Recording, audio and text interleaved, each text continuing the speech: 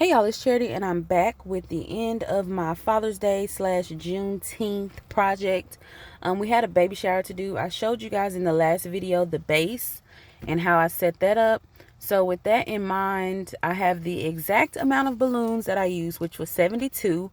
Because I had a limited amount of balloons, and as you see, I have balloons already sectioned off.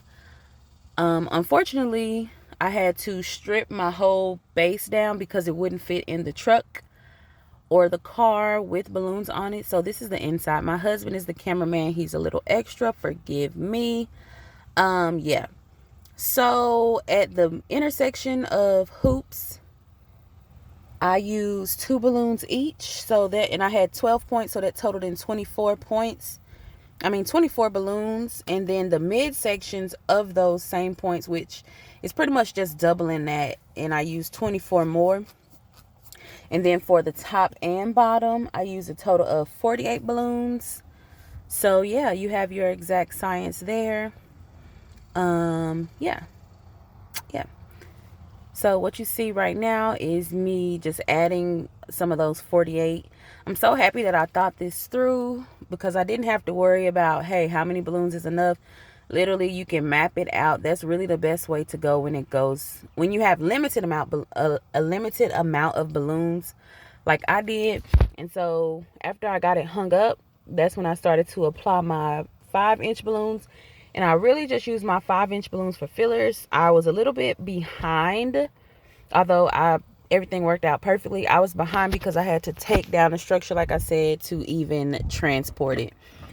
I didn't want to get a truck for this. This was pretty much a small gig for me.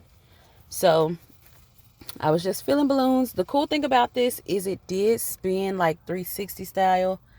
So I wanted to make sure from all angles, no matter where it was turned, it looks good. So I spent a lot of my time doing that. And then the last 10 minutes, I went ahead and created the balloon cloud on the floor.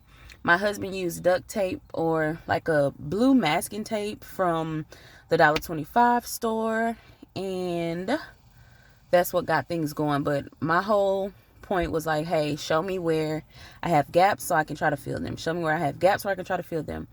The balloons I used were Tough Tex and Qualitex. Qualitex was only the orange balloons, the 11-inch and the 5-inch. The Tough Tex balloons were gold, which I'm not really fond of them. I like more of a reflexive gold, but it worked.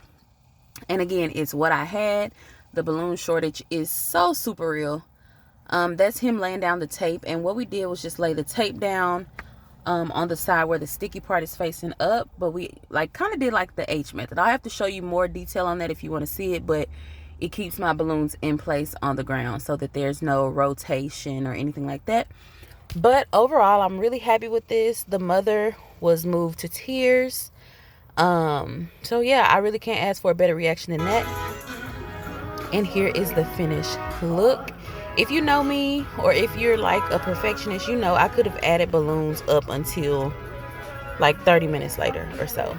But it looks good. Everything turned out well. Everybody loved it. I'm happy with it. Also, guys, I have a tutorial coming on how I created the 6-foot cutout of the dad. So it was a nice memorial cutout and this little barely wait baby shower. This is my first time being a part of a barely wait baby shower.